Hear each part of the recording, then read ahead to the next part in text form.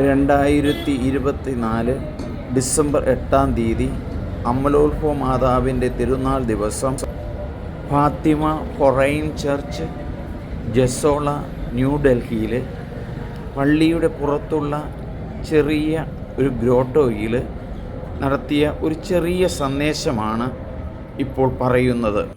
സ്നേഹമുള്ളവരെ, ഇന്ന് അമലോത്ഭവ മാതാവിൻ്റെ പെരുന്നാളാണ്. ഉത്ഭവ പാപരഹിതയായിട്ട് മാതാവ് ജനിച്ചു എന്നുള്ളതാണ് അമലോത്ഭവ തിരുനാൾ കൊണ്ട് ഉദ്ദേശിക്കുന്നത്. ഇന്ന ഫാബിലൂസ് ദേവൂസ് എന്ന് പറയുന്ന സഭയുടെ ചാക്രിക ലേഖനത്തിലൂടെയാണ് മാതാവ് ഉത്ഭവ പാപരഹിതയായി ജനിച്ചു എന്ന് പറയുന്നത്. ഞാൻ ഈ മുന്തിരിയുടെ താഴെ നിൽക്കുമ്പോൾ, മുന്തിരിച്ചെടിയാണിത്.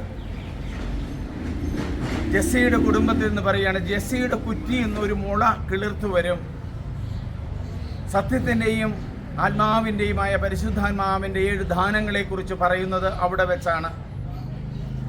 ജെസ്സിയുടെ കുടുംബത്തിൽ, ദാവീദിൻ്റെ കുടുംബത്തിൽപ്പെട്ട പരിശുദ്ധ അമ്മയുടെ ഈ മനോഹരമായ ചിത്രത്തിൻ്റെ മുമ്പിൽ നിൽക്കുകയാണ്.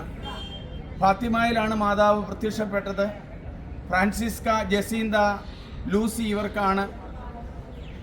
ഫ്രാൻസിസ്കയും ജസീന്തയും വിശുദ്ധരായി പ്രഖ്യാപിച്ചു. ലൂസി ഈ അടുത്ത കാലഘട്ടത്തിലാണ് മരിച്ചു പോയത്. പരിശുദ്ധ അമ്മ നമ്മുടെ എല്ലാവരുടെയും മാതാവാണ്. ഗബ്രിയേൽ ദൈവദൂതൻ പരിശുദ്ധ അമ്മയുടെ അരികിൽ വന്ന് ചോദിക്കുന്നുണ്ട്, നീ ദൈവത്താൽ തിരഞ്ഞെടുക്കപ്പെട്ടവളാണ്, ഇതാ നിന്നെ യേശുവിൻ്റെ അമ്മയാകാൻ തിരഞ്ഞെടുത്തിരിക്കുന്നു എന്ന് പറയുമ്പോൾ സന്തോഷപൂർവ്വം മറിയം അത് സ്വീകരിക്കുകയാണ്. ഇതെങ്ങനെ സംഭവിക്കുന്നു എന്ന് ചോദിക്കുന്നു.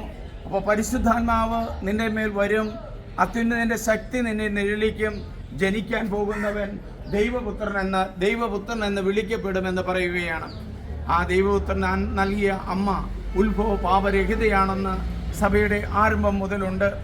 ഇന്ന് സെൻറ് മേരീസ് ചർച്ചിൽ, ഇവിടെ ഫാത്തിമ മാതാവിൻ്റെ ഈ ദേവാലയത്തിൽ ദിവ്യബലി അർപ്പിച്ചതിന് ശേഷമാണ് ഞാൻ ഈ ചെറിയ വചനം പറയുന്നത്. പരിശുദ്ധ അമ്മയുടെ മാധ്യസ്ഥം തേടുന്ന ആരെയും അമ്മ ഒരിക്കലും ഉപേക്ഷിച്ചിട്ടില്ല.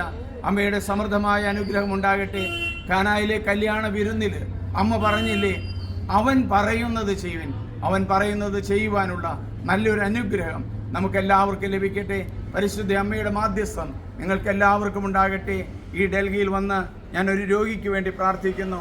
ആ രോഗിക്ക് സമൃദ്ധമായ സൗഖ്യം ദൈവം പ്രദാനം ചെയ്യട്ടെ. ഇതാ കർത്താവിൻ്റെ ദാസി, നിന്റെ വചനം പോലെ എന്നിൽ നിറവേറട്ടെ എന്ന് മറിയം പറഞ്ഞ വചനം തന്നെ ഞാനിപ്പോൾ പറയുന്നു. എല്ലാവർക്കും അമലോത്ഭവ മാതാവിൻ്റെ തിരുനാളിൻ്റെ മംഗളങ്ങൾ ആശംസിക്കുന്നു. ദൈവമേ നന്ദി. Ave Maria.